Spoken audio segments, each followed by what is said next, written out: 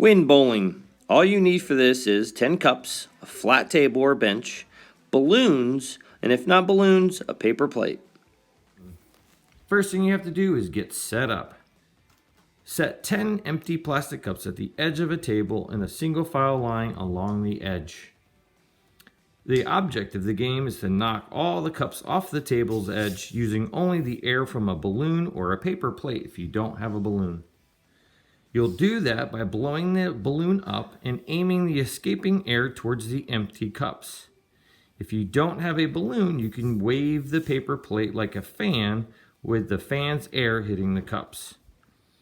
Score a point for every cup that gets knocked off the table. You have 1 minute to knock down as many cups as possible. Have fun! Go.